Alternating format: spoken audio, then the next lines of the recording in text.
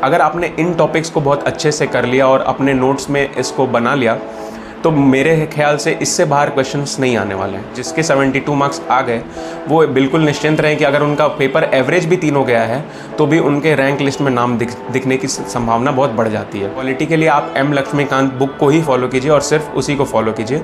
उसमें कुछ special topics होते हैं जिसको बीपीएससी बार बार पूछती है, जैसे टॉप 20 इंडेक्स का एक नोट्स बना लें, टॉप 10 इंटरनेशनल इंडेक्स और टॉप 10 इंडियन जो इंडेक्स निकालती है। जैसे इसके अलावा आपको आंसर राइटिंग में अपने बार ग्राफ, स्टैटिस्टिकल डेटा, फिर diagrams, hub and spoke model, ये जब आप इंक्लूड करते हैं तो इन्विजिलेटर का काम बहुत आसान हो जाता है और आपकी आंसर दूर से ही देखने में बहुत अच्छी लगती है, तो इन्विजिलेटर बाउंड हो जाते हैं आपको मार्क्स देने में। फ्री का टेस्ट सीरीज उन्होंने अपनी तरफ से इनिशिएटिव किया था तो उसमें मैंने एनरोल किया था, मैंने कोई भी पेड कोर्स नहीं ज्वाइन किया था। यहाँ तक 68, 69 या इसके बाद में जो देने वाले बीपीएससी एस्पिरेंट्स हैं उनको अगर मेंस की तैयारी करनी है तो उन्हें स्टार्टिंग में खासकर हिस्ट्री सेक्शन के नोट्स बनाए थे, क्योंकि उसी में 10 या 12 टॉपिक्स होते हैं, उसी से क्वेश्चन रिपीट। नमस्ते, मेरा नाम सिद्धांत कुमार है और मैंने इस बार बीपीएससी 66 में 5th रैंक हासिल की है। इस वीडियो में मैं आपको ये बताऊंगा कि बीपीएससी मेंस की प्रिपरेशन कैसे करें, स्पेशली जो 67th मेंस लिखने वाले या फिर आगे 68th या 69th की तरफ भी देख रहे हैं, उनको इस वीडियो से मदद मिलेगी कि मेंस की प्रिपरेशन कैसे की जाए। तो सबसे पहले बात करें मेंस की, तो इसमें 4 पेपर होते हैं। पहले पेपर में आपको हिंदी, जनरल हिंदी के सवाल आते हैं जिसमें आपको क्वालिफाइंग मार्क्स लाने रहते हैं। बाकी जो 3 पेपर होते हैं, GS1, GS2 और ऑप्शनल, 300 मार्क्स के होते हैं और इसी के बेसिस पे आपका रैंक डिसाइड होता है इंटरव्यू का मार्क्स ऐड होकर। तो सबसे पहले बात करते हैं GS1 की। GS1 में 3 सेक्शन होते हैं।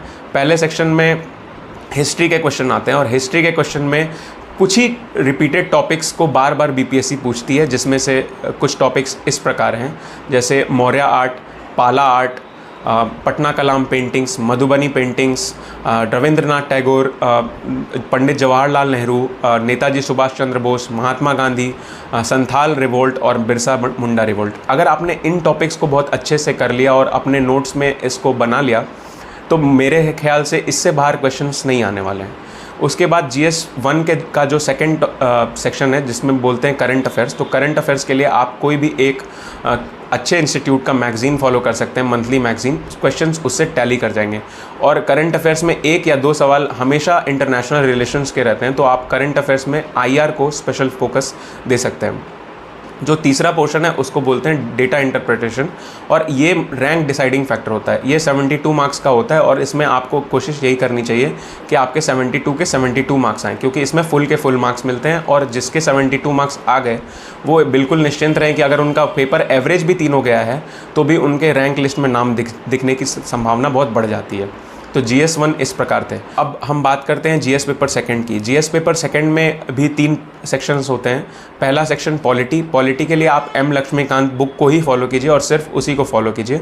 उसमें कुछ स्पेशल टॉपिक्स होते हैं जिसको बीपीएससी बार बार पूछती है, जैसे प्रीएम्बल, DPSP जो कि directive principle of state policy होती है, fundamental rights, centre state relations, prime minister, chief minister, governor, president.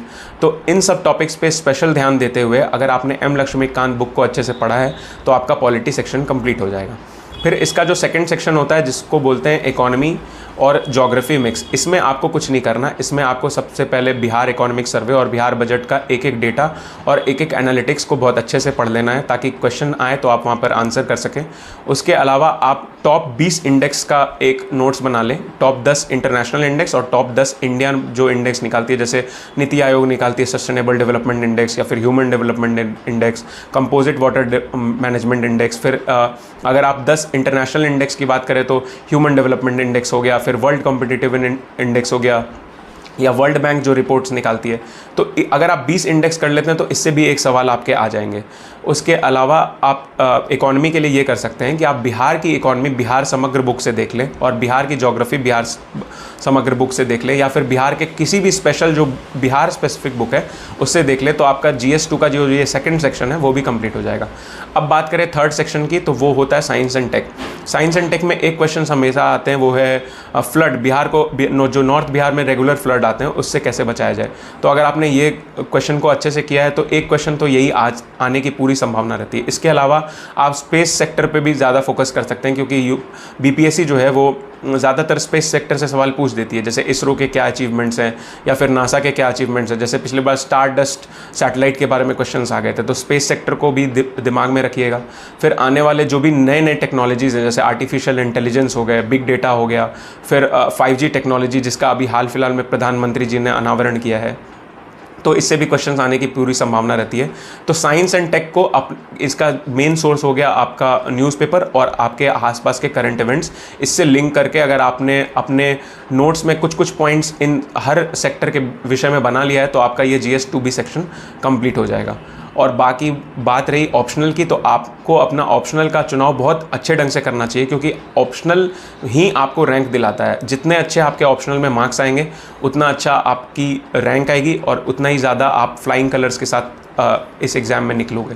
तो ऑप्शनल लेने से पहले मेरी यही सलाह है कि अपने ऑप्शनल को बिल्कुल आत्मसात तरीके से पढ़े। जैसे मेरा ऑप्शनल सोशियोलॉजी था, समाजशास्त्र था, तो मैंने इस समाजशास्त्र विषय इसलिए लिया क्योंकि मुझे सोशियोलॉजी पढ़ने में बहुत इंटरेस्ट आ रहा था। तो मैं यही सलाह दूंगा कि आप भी जो ऑप्शनल लें वो अपने ऑप्शनल के साथ अपना समन्वय बिल्कुल बनाएं। जहाँ तक बात है आंसर राइटिंग कैसे करना है, तो इस विषय में मैं बताता हूँ कि आंसर राइटिंग में आपको मार्क्स तभी मिलते हैं जब आप इन्विजिलेटर का काम बहुत आसान बनाते हैं।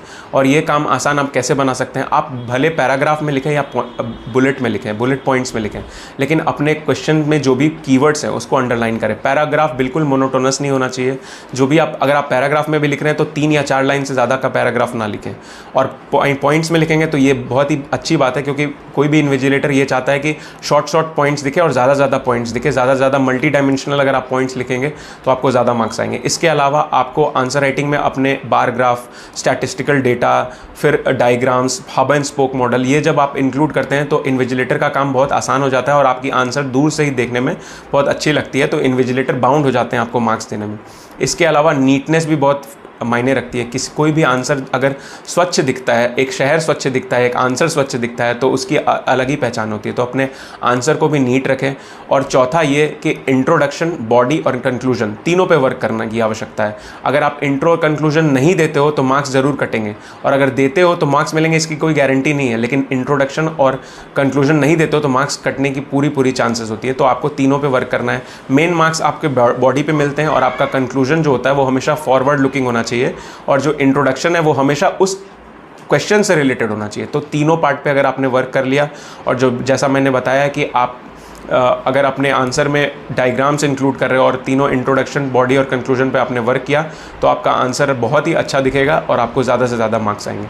जहाँ तक टेस्ट सीरीज़ की बात है, तो टेस्ट सीरीज़ मैंने एडुटेरिया का जो फ्री का टेस्ट सीरीज़ उन्होंने अपने तरफ से इनिशिएटिव किया था, तो उसमें मैंने एनरोल किया था। मैंने कोई भी पेड कोर्स नहीं ज्वाइन किया था, तो मैंने तो एडुटेरिया का ही टेस्ट सीरीज़ फॉलो किया था। और मैं भी यही बोलूँगा कि कहीं पे आप पैसा दे ना दें, अगर आपके पास थोड़ा सा भी पैसे हैं और आपको लग रहा है कि आपको इसको कहीं इन्वेस्ट करना चाहिए फ्रूटफुल तरीके से, तो टेस्ट सीरीज़ बहुत ही सही प्लेटफॉर्म है। आप किसी भी इंस्टीट्यूट के टेस्ट सीरीज़ से जुड़ सकते हैं, और डेली आंसर राइटिंग अगर आप करेंगे तो ये ज़रूर आपके आंसर में रिफ्लेक्ट होगी और आपके मार्क्स में भी रिफ्लेक्ट होगी, क्योंकि ये आंसर राइटिंग एक स्किल है जो कि एक दिन में नहीं बनती है, इसमें टाइम लगता है।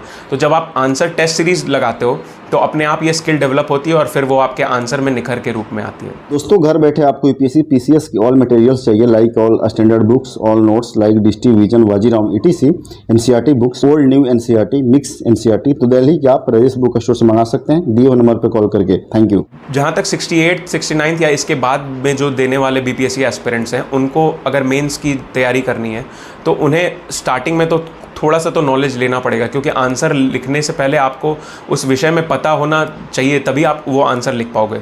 लेकिन साथ ही साथ मैं ये बोलूँगा कि जैसे आप कोई भी टॉपिक पढ़ रहे हो, मान लो कि आपने पॉलिटी से प्रीएम्बल पढ़ा, तो आप प्रीएम्बल का एक आंसर उठाओ और उसको खुद से लिखने का प्रयास करो। प्रीवियस ईयर में जाके देखो, प्रीवियस ईयर का वो क्वेश्चन बैंक उठा लो और उसमें देखो कि कौन से क्वेश्चन प्रीएम्बल से आए हैं, और फिर अपने से आंसर लिखो और उस आंसर से अपने आंसर को टैली करवा कर देखें। और अगर आप ये सप्ताह में 1 या 2 आंसर राइटिंग भी डेली कर रहे हो तो मेरे हिसाब से ये काफ़ी होगा अभी के लिए। और जब आपका प्रीलिम्स क्लियर हो जाए, जिस साल भी आप दे रहे हो, उसके बाद आपको कम से कम डेली 5 आंसर्स तो लिखने ही चाहिए। देखिए, बीपीएससी मेंस में भी नोट्स की बहुत महत्वपूर्ण भूमिका होती है। अगर आपके अपने नोट्स हैं और कंसाइज वे में हैं तो लास्ट टाइम आप बहुत अच्छे से रिवाइज़ कर सकते हो, क्योंकि लास्ट टाइम में आपके पास इतने टाइम नहीं होते कि आप फिर से उस बुक की तरफ जाएं और पूरा बुक पढ़ें। तो नोट्स का तो इम्पोर्टेंस है ही। मैंने भी अपने नोट्स बनाए थे, खासकर हिस्ट्री सेक्शन के नोट्स बनाए थे, क्योंकि उसी में 10 या 12 टॉपिक्स होते हैं, उसी से क्वेश्चन रिपीट होते हैं। तो मैंने 10 या 12 टॉपिक्स के स्पेशली नोट्स बना के रखे हुए थे और उसको पूरी अच्छे तरीके से आत्मसात कर कर अपने दिमाग में बिठा लिया था ताकि उस दिन क्वेश्चन आए और मेरा हाथ डायरेक्ट चलने लगे। तो नोट्स की भी बहुत महत्वपूर्ण भूमिका होती है बीपीएससी मेंस में। तो जो भी मैंने इस वीडियो में स्ट्रैटेजी बताई है जो मेरे लिए कारगर साबित हुई, मैं उम्मीद करूंगा कि ये आपके लिए भी साबित हो। आप अपने हिसाब से देख के अपने रूटीन में इसको इंक्लूड करें और मुझे पूर्ण विश्वास है कि जो मैंने फॉलो किया, अगर आप उसका सेम चीज़ फॉलो करते हो तो आपको भी कहीं ना कहीं अच्छा रैंक आगे देखने को ज़रूर मिलेगा और एक दिन आप भी ज़रूर बीपीएससी ऑफिसर बनकर निकलोगे। धन्यवाद।